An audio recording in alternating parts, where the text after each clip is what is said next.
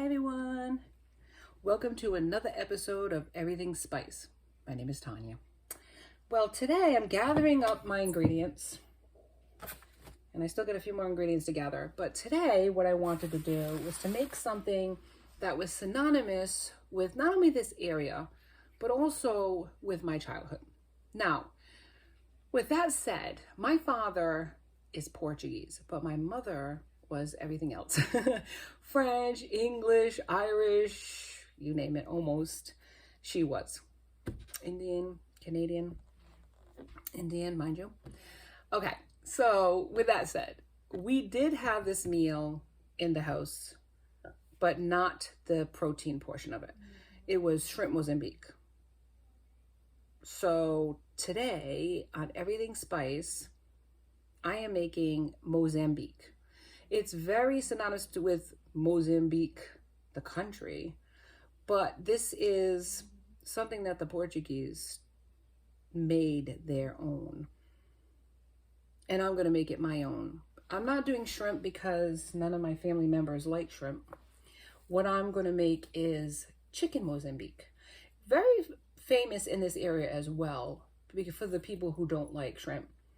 And if you are one of those people, you're going to probably love this dish. So what I'm doing is gathering all of my ingredients, and then I'm going to put on my apron, and I'm going to show you how to make a really simple dish. You know what's funny about the Portuguese is their dishes are really simple. Average, the everyday cook could make. Simple ingredients. If you didn't have shrimp because shrimp is expensive or whatever, make chicken, you know? And whatever ingredients you have is what you use. Basic ingredients like onions and garlic. These things are not that expensive to obtain, right? Because the Portuguese, especially back in the day, they didn't have the money for any of those things. They didn't have the money for expensive meals. So they took whatever they had, like soupish, you know what I mean? Soup. Whatever they had in their house, and they put it together as a soup. So it's like the Italians that way. They're not culinary giants like the French. You don't have to be. We're everyday average cooks, me and you. So what we want to do is put something on the plate that's economical, you can entertain with, right? And that's simple to make, but tastes great. This is it, kids. If you want something that's synonymous with Portuguese, I got it for you today. So join me on the other side while we make chicken Mozambique on Everything Spice. All right, let's go over the ingredient list before we start prepping and throwing it all in the pan. So what I have here is 2 packages of chicken, chicken tenders?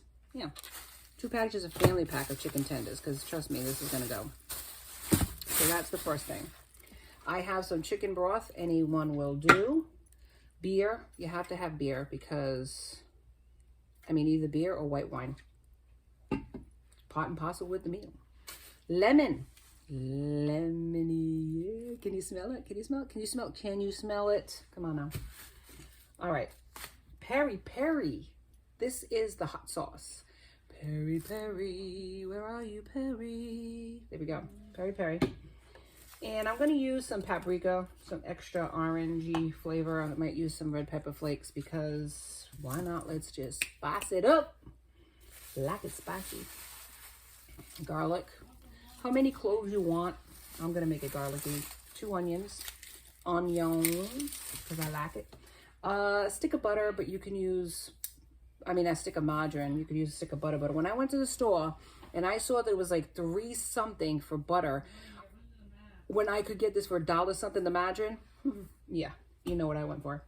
Margarine, baby. Now, say sangoya, orange pack. And I'm going to use chorizo. Now, chorizo. That's not traditional, but I like the extra flavor. So you don't have to use it if you don't have chorizo in your area, because not everybody does. Or chorico, as they call it. It's not the same thing as chorizo. We've gone over this, but if you haven't, look at my other and I highly recommend that you look at my other, other shows. And if you're new, welcome. Welcome! Welcome. I'm so appreciative of all of my subscribers. I have 66 subscribers. Thank you so much for your likes and your subscribes and your tuning in. You make this so worthwhile. Mwah. Thank you so much. I so appreciate you. Believe me. And of course, to serve it, I'm going to serve it over pasta, but we're going to sop up the juices with our Portuguese bread. I went to the local market today, and look at this. They call them pops. Look how pretty they are. I'm going to make this on my show one day. I'm going to show you how to do it, but I bought it today. Save me some time, baby. Now, pepper, salt if you have it. But join me on the other side, because we're going to start assembling all of this together. It's going to be chicken Mozambique on everything spice. All right, so I'm going to put some oil in the pan, and we're going to saute our chicken. And I'm going to heat up the oil, and then what you're going to do is you're going to put your chicken in first once the oil is heated up. Don't do it beforehand, because let's face it, you don't want to put anything into cold oil. What'll happen is if you put anything into cold oil, is it absorbs it. So then it's a greasy kind of feeling, and you don't want that. So wash your hands. I'm going to do this a couple of times, obviously. If you touch the chicken,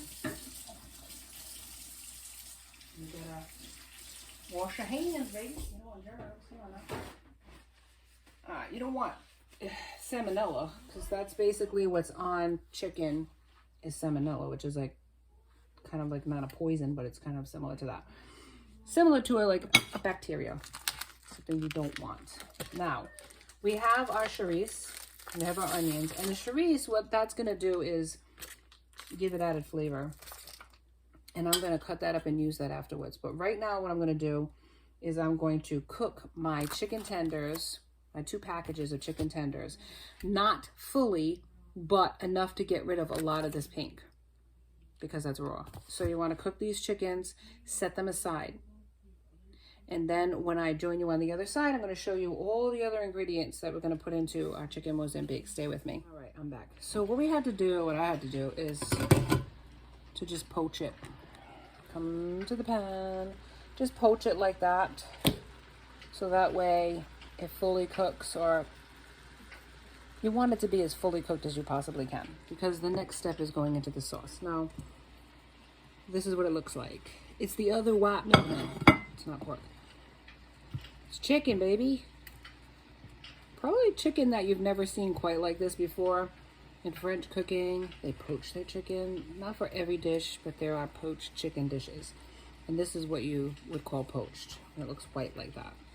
But we're going to get flavor from the juice. We're not getting rid of any of the juices in this pan. We're going to move on. We're going to let this rest because it has to.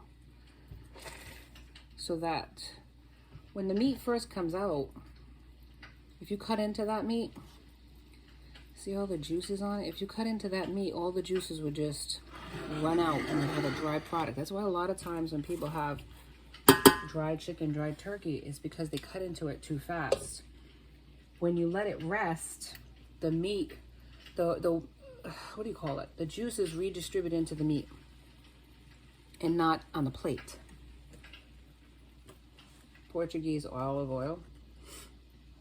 I'm gonna put that in the pan. Now we're gonna start cooking up, starting our flavors. So what I have here is the 2 sticks of chorizo. You can use chorizo, you can use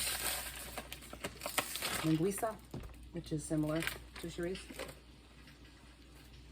And I have used both interchangeably. Slice into them. Let me show you what I mean. Slices versus thick pieces, and then just throw them in. Now I'm going to take them out as well, like I did with the chicken, because you don't want to overcook.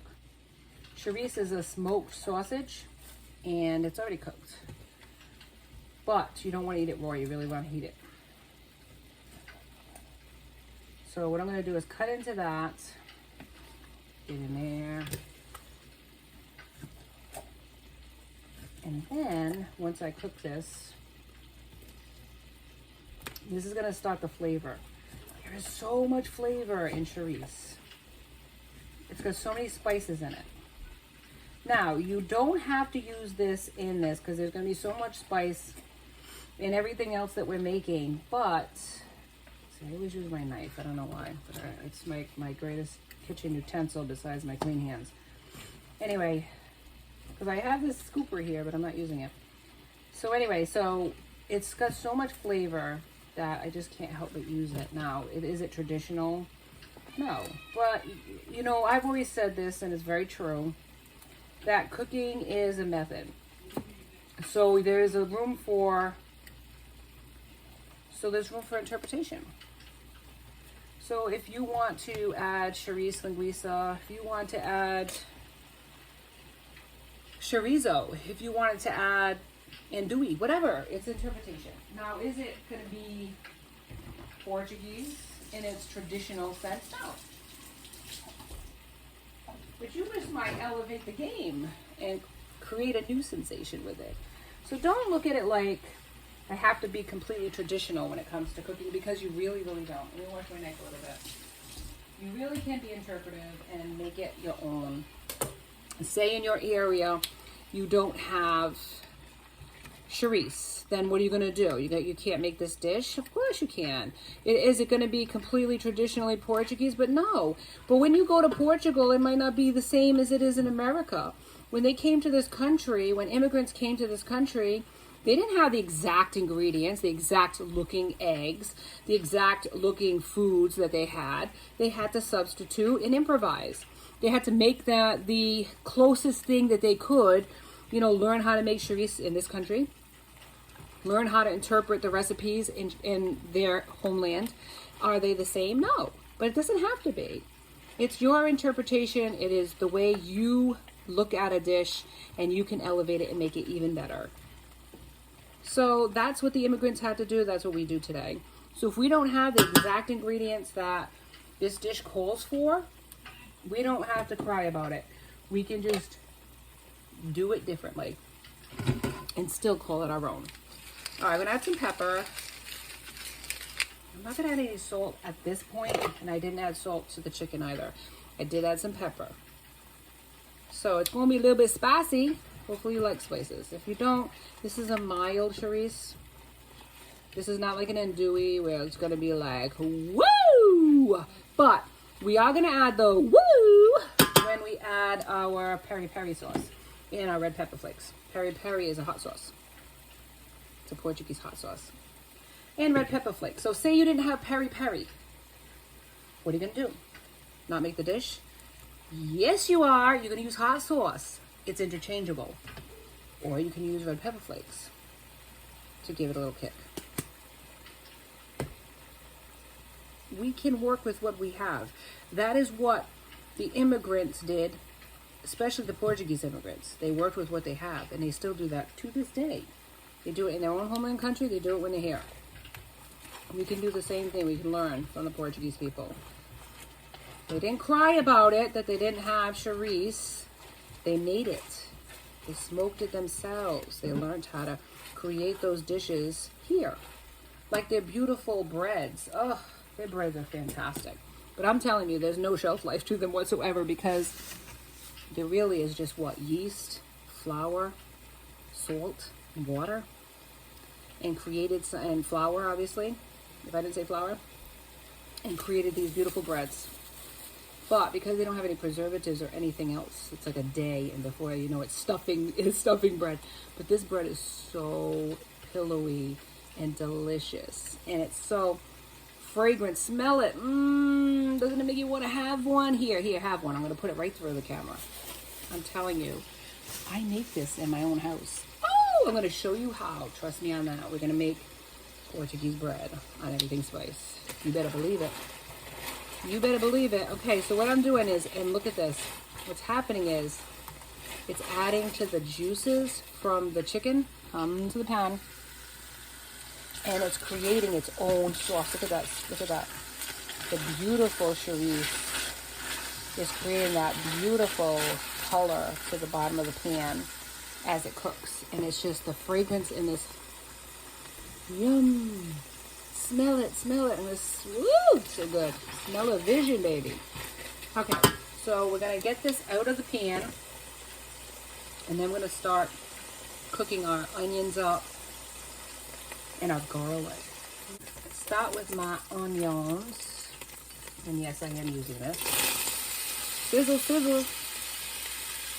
My pan's ready to work for me. I love it. And the smell, oh my God, the smell is incredible in this house right now. Smells so good, man. All right, so we're gonna put our onions that I diced up. It smells so good in here. But once I cook these, I'm gonna have it translucent. So it takes about a minute or two, depending on how hot you have it. Don't put it too hot. You don't want to burn them. Keep your eye on it. You want them to be translucent, look clear. You don't want chunky pieces of onion in your mouth. It's just like, it's not appetizing, raw onion sometimes. It really depends on maybe the dish. But in a dish with sauce, you want to fully cook it.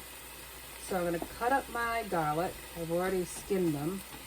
Remove the skins from them. And I'm just dicing it up. You probably can't even see me doing it. Let me see if I can get it on this side so you can see a little bit more. Maybe you can. Maybe you can't. Maybe just a little bit so you can see. Alright.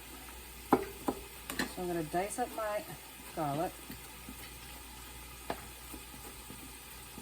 And you really want to dice this fine because a lot of people, believe it or not, have aversions to garlic. They don't like it. Some people won't even eat it. But I find that if you dice it up really fine, it kind of melts into the sauce so that it's just in the background versus somebody chewing on a clove of garlic, which is, unless they're roasted garlic, if you've ever had roasted garlic before, it's like butter, man.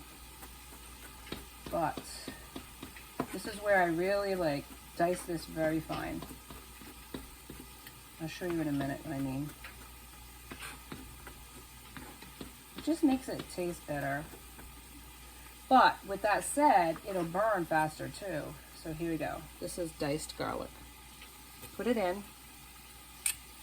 And I'm telling you what, it's going to impart so much flavor.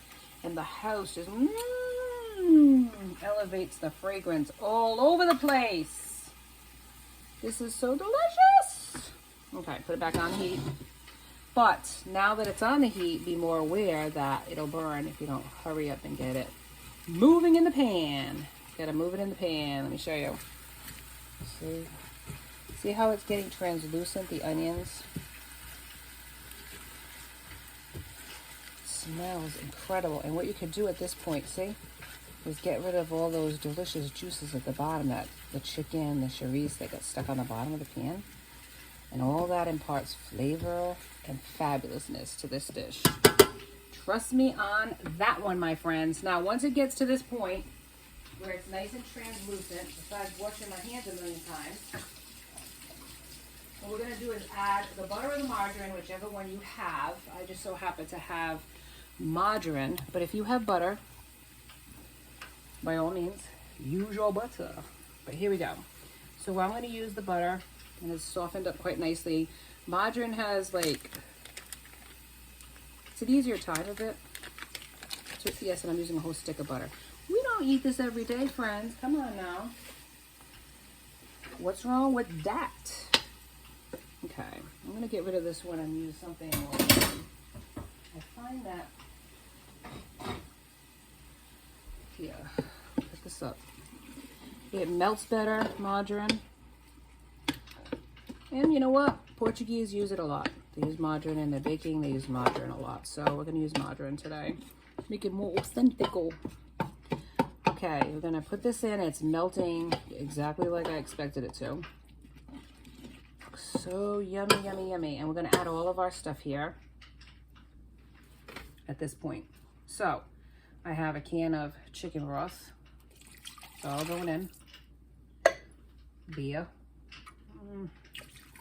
I'll determine how much beer. I don't know if I need all this beer.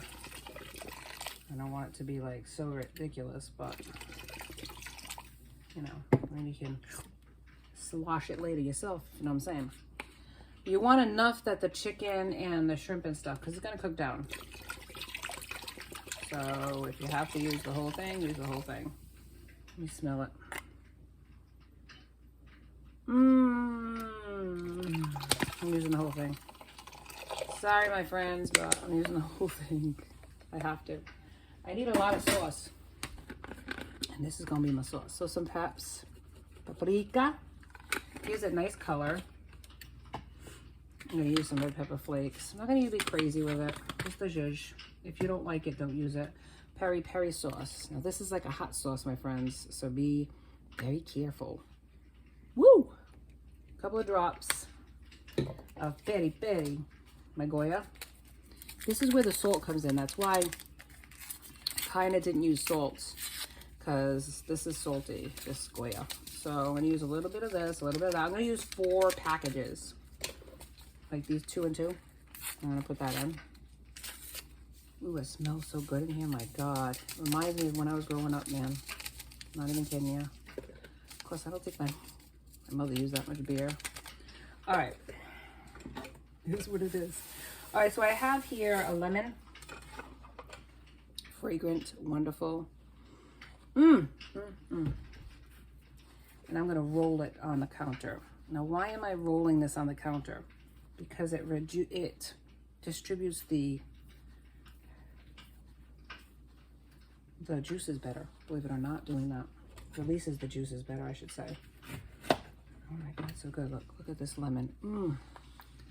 Now I'm going to put it in my hand just in case there's any seeds that can go in my hand versus in the dish. Nothing more appetizing than, let me squeeze it a little bit better. Ugh. Squeeze, squeeze, squeeze. Nothing worse than having seeds. Somebody accidentally eating a seed. Ugh. So good. I can't even stand it right now. So good. The smell of lemon and look, see? Seeds go in your hand and not in the pot. Now that's good. Everything's in the pot that should be in the pot, and this is going to be the sauce.